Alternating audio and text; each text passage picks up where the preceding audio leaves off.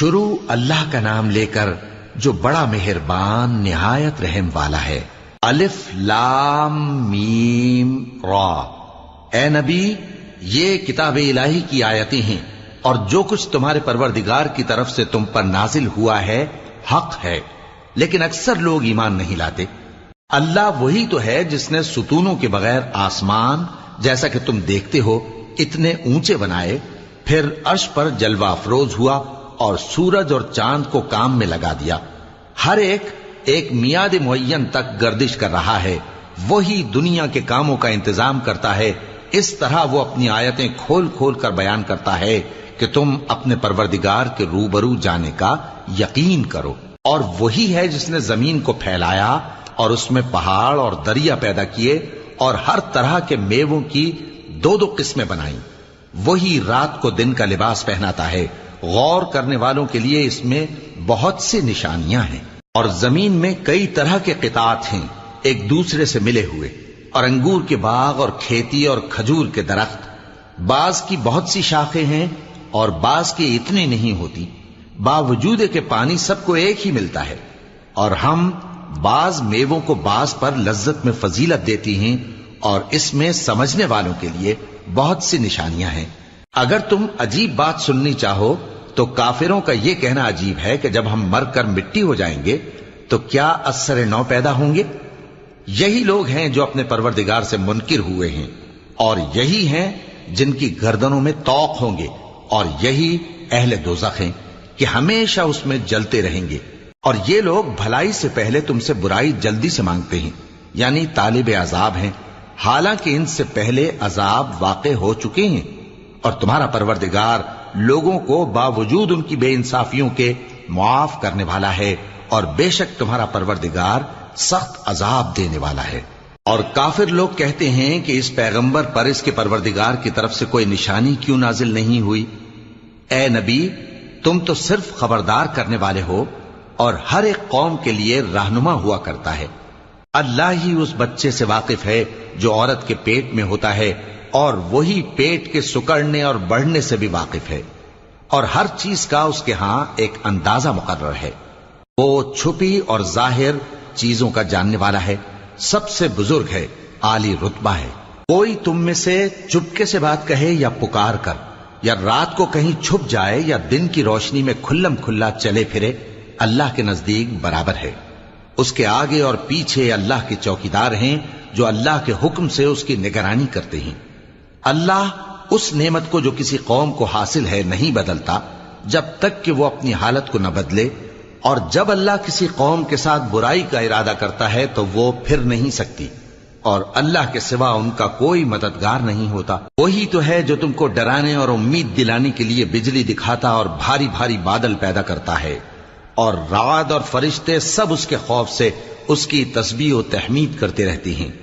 اور وہی بجلیاں بھیجتا ہے، پھر جس پر چاہتا ہے گرا بھی دیتا ہے، جبکہ وہ اللہ کے بارے میں جھگڑتے ہیں، اور وہ بڑی قوت والا ہے۔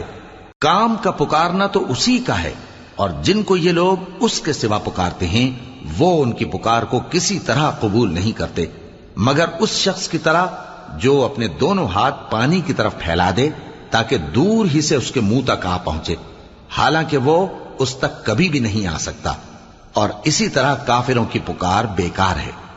اور جتنی مخلوقات آسمانوں اور زمین میں ہے، خوشی سے یا ناخوشی سے اللہ کے آگے سجدہ کرتی ہے، اور ان کے سائے بھی صبح و شام سجدے کرتے ہیں۔ ان سے پوچھو کہ آسمانوں اور زمین کا پروردگار کون ہے؟ تم ہی کہہ دو کہ اللہ۔ ان سے کہو کہ کیا تم نے اللہ کو چھوڑ کر ایسے لوگوں کو کارساز بنایا ہے جو خود اپنے نفع و نقصان کا بھی اختیار نہیں رکھتے؟ کہو کیا اندھا اور آنکھوں والا برابر ہیں، یا اندھیرا اور اجالا برابر ہو سکتا ہے؟ بھلا ان لوگوں نے جن کو اللہ کا شریک مقرر کیا ہے، کیا انہوں نے اللہ کسی مخلوقات پیدا کی ہے جس کے سبب ان کے لیے مخلوقات مشتبہ ہو گئی ہے؟ کہہ دو کہ اللہ ہی ہر چیز کا پیدا کرنے والا ہے، اور وہ یکتا ہے، بڑا زبردست ہے۔ اسی نے آسمان سے مے برسایا، پھر اس سے اپنے اپنے اندازے کے مطابق نالے بہہ نکلے، پھر پانی پر پھولا ہوا جھاگ آ گیا، اور جس چیز کو زیور یا کوئی اور سامان بنانے کے لیے آگ میں تپاتے ہیں اس میں بھی ایسا ہی جھاگ ہوتا ہے. اس طرح اللہ حق و باطل کی مثال بیان فرماتا ہے. سو جھاگ تو سوکھ کر زائل ہو جاتا ہے اور پانی جو لوگوں کو فائدہ پہنچاتا ہے وہ زمین میں ٹھہرا رہتا ہے. اس طرح اللہ صحیح اور غلط کی مثالیں بیان فرماتا ہے تاکہ تم سمجھو. جن لوگوں نے اللہ کے حکم کو قبول کیا ان کی حالت بہت بہتر ہوگی، اور جنہوں نے اس کو قبول نہ کیا اگر روئے زمین کے سب خزانے ان کے اختیار میں ہوں تو وہ سب کے سب اور ان کے ساتھ اتنے ہی اور نجات کے بدلے میں صرف کر ڈالیں، مگر نجات کہاں؟ ایسے لوگوں کا حساب بھی برا ہوگا اور ان کا ٹھکانہ بھی دوزخ ہے، اور وہ بری جگہ ہے. بھلا جو شخص یہ جانتا ہے کہ جو کچھ تمہارے پروردگار کی طرف سے تم پر نازل ہوا ہے حق ہے، وہ اس شخص کی طرح ہے جو اندھا ہے، اور سمجھتے تو وہی ہیں جو عقل مند ہیں، جو اللہ کے عہد کو پورا کرتے ہیں اور قول و قرار کو نہیں توڑتے، اور جن رشتوں کے جوڑے رکھنے کا اللہ نے حکم دیا ان کو جوڑے رکھتے اور اپنے پروردگار سے ڈرتے رہتے اور برے حساب سے خوف رکھتے ہیں، اور جو اپنے پروردگار کی خوشنودی حاصل کرنے کے لیے مصائب پر صبر کرتے ہیں اور نماز پڑھتے ہیں، اور جو مال ہم نے ان کو دیا ہے اس میں سے پوشیدہ اور ظاہر خرچ کرتے ہیں اور نیکی سے برائی کو دور کرتے ہیں. یہی لوگ ہیں جن کے لیے عاقبت کا گھر ہے، یعنی ہمیشہ رہنے کے باغات جن میں وہ داخل ہوں گے، اور ان کے باپ دادوں اور بیویوں اور اولاد میں سے جو نیکوکار ہوں گے وہ بھی بہشت میں جائیں گے، اور فرشتے بہشت کے ہر ایک دروازے سے ان کے پاس آئیں گے اور کہیں گے تم پر سلام ہو، یہ تمہاری ثابت قدمی کا بدلہ ہے، اور عاقبت کا گھر خوب گھر ہے. اور جو لوگ اللہ سے پختہ عہد کر کے اس کو توڑ ڈالتے اور جن رشتوں کے جوڑے رکھنے کا اللہ نے حکم دیا ہے ان کو قطع کر دیتے اور ملک میں فساد کرتے ہیں، ایسوں پر لعنت ہے اور ان کے لیے برا انجام ہے. اللہ جس کا چاہتا ہے رزق فراخ کر دیتا ہے اور جس کا چاہتا ہے تنگ کر دیتا ہے، اور کافر لوگ دنیا کی زندگی پر خوش ہو رہے ہیں، اور دنیا کی زندگی آخرت کے مقابلے میں بہت تھوڑا سامان ہے. اور کافر کہتے ہیں کہ اس پیغمبر پر اس کے پروردگار کی طرف سے کوئی نشانی کیوں نازل نہیں ہوئی؟ کہہ دو کہ اللہ جسے چاہتا ہے گمراہ کرتا ہے، اور جو اس کی طرف رجوع ہوتا ہے اس کو اپنی طرف کا رستہ دکھاتا ہے، یعنی ان کو جو ایمان لاتے اور جن کے دل اللہ کی یاد سے آرام پاتے ہیں ان کو. اور سن رکھو کہ اللہ کی یاد سے ہی دل آرام پاتے ہیں. جو لوگ ایمان لائے اور عمل نیک کیے ان کے لیے خوشحالی اور عمدہ ٹھکانہ ہے. جس طرح ہم پہلے پیغمبر بھیجتے رہے ہیں اسی طرح اے نبی ہم نے تم کو اس امت میں جس سے پہلے بہت سی امتیں گزر چکی ہیں بھیجا ہے، تاکہ تم ان کو وہ کتاب جو ہم نے تمہاری طرف بھیجی ہے پڑھ کر سنا دو. اور یہ لوگ رحمان کو نہیں مانتے. کہہ دو وہی تو میرا پروردگار ہے، اس کے سوا کوئی معبود نہیں، میں اسی پر بھروسہ رکھتا ہوں اور اسی کی طرف رجوع کرتا ہوں. اور اگر کوئی قرآن ایسا ہوتا کہ اس کی تاثیر سے پہاڑ چل پڑتے یا زمین پھٹ جاتی یا مردوں سے کلام کر سکتے تو کیا یہ لوگ ایمان لے آتے؟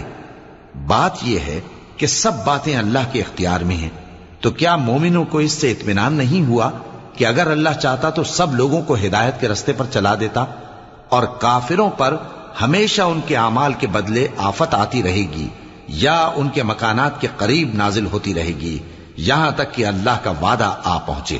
بے شک اللہ وعدہ خلاف نہیں کرتا. اور تم سے پہلے بھی رسولوں کے ساتھ تمسخر ہوتے رہے ہیں تو میں نے کافروں کو مہلت دی، پھر میں نے ان کو پکڑ لیا. سو دیکھ لو کہ میرا عذاب کیسا رہا. تو کیا وہ جو ہر شخص کے اعمال کا نگراں و نگہبان ہے وہ بتوں کی طرح بے علم و بے خبر ہو سکتا ہے؟ اور ان لوگوں نے اللہ کے شریک مقرر کر رکھے ہیں. ان سے کہو کہ ذرا ان کے نام تو لو. کیا تم اسے ایسی چیزیں بتاتے ہو جو روئے زمین پر ہیں اور اسے معلوم نہیں، یا تم لوگ محض سطحی بات کی تقلید کرتے ہو؟ اصل یہ ہے کہ کافروں کو ان کے فریب خوبصورت معلوم ہوتے ہیں اور وہ ہدایت کے رستے سے روک لیے گئے ہیں. اور جسے اللہ گمراہ رہنے دے اسے کوئی ہدایت کرنے والا نہیں. ان کو دنیا کی زندگی میں بھی عذاب ہے اور آخرت کا عذاب تو بہت ہی سخت ہے. اور ان کو اللہ کے عذاب سے کوئی بھی بچانے والا نہیں۔ جس جنت کا پرہیزگاروں سے وعدہ کیا گیا ہے اس کی شان یہ ہے کہ اس کے نیچے نہریں بہہ رہی ہیں، اس کے پھل ہمیشہ باقی رہنے والے ہیں اور اس کے سائے بھی۔ یہ ان لوگوں کا انجام ہے جو متقی ہیں، اور کافروں کا انجام دوزخ ہے۔ اور جن لوگوں کو ہم نے کتاب دی ہے وہ اس کتاب سے جو تم پر نازل ہوئی ہے خوش ہوتی ہیں، اور بعض فرقے اس کی بعض باتیں نہیں بھی مانتے۔ کہہ دو کہ مجھ کو یہی حکم ہوا ہے کہ اللہ ہی کی عبادت کروں اور اس کے ساتھ کسی کو شریک نہ بناؤں۔ میں اسی کی طرف بلاتا ہوں اور اسی کی طرف مجھے لوٹنا ہے۔ اور اسی طرح ہم نے اس قرآن کو عربی زبان کا فرمان بنا کر نازل کیا ہے، اور اگر تم علم آ جانے کے بعد ان لوگوں کی خواہشوں کے پیچھے چلو گے تو اللہ کے سامنے کوئی نہ تمہارا مددگار ہوگا اور نہ کوئی بچانے والا۔ اور اے نبی، ہم نے تم سے پہلے بھی پیغمبر بھیجے تھے اور ان کو بیویاں اور اولاد بھی دی تھیں، اور کسی پیغمبر کے اختیار کی بات نہ تھی کہ اللہ کے حکم کے بغیر کوئی نشانی لے آتا۔ ہر حکم قضا کتاب میں لکھا ہوا ہے۔ اللہ جس چیز کو چاہتا ہے مٹا دیتا ہے اور جس کو چاہتا ہے باقی رکھتا ہے، اور اسی کے پاس اصل کتاب ہے۔ اور اگر ہم کوئی عذاب جس کا ان لوگوں سے وعدہ کرتے ہیں تمہیں دکھائیں، یعنی تمہارے روبرو ان پر نازل کریں، یا تمہاری مدت حیات پوری کر دیں، یعنی تمہارے انتقال کے بعد عذاب بھیجیں، تو تمہارا کام ہمارے احکام کا پہنچا دینا ہے اور ہمارا کام حساب لینا ہے۔ کیا انہوں نے نہیں دیکھا کہ ہم زمین کو اس کے کناروں سے گھٹاتے چلے آ رہے ہیں؟ اور اللہ جیسا چاہتا ہے حکم کرتا ہے، کوئی اس کے حکم کا رد کرنے والا نہیں، اور وہ جلد حساب لینے والا ہے۔ جو لوگ ان سے پہلے تھے وہ بھی بہتیری تدبیریں کرتے رہے ہیں، سو تدبیر تو سب اللہ ہی کی ہوتی ہے۔ ہر شخص جو کچھ کر رہا ہے اللہ اسے جانتا ہے، اور کافر جلد معلوم کر لیں گے کہ آخرت میں اچھا انجام کس کے لیے ہوتا ہے۔ اور کافر لوگ کہتے ہیں کہ تم پیغمبر نہیں ہو۔ کہہ دو کہ میرے اور تمہارے درمیان اللہ اور وہ شخص جس کے پاس کتاب آسمانی کا علم ہے بطور گواہ کافی ہے۔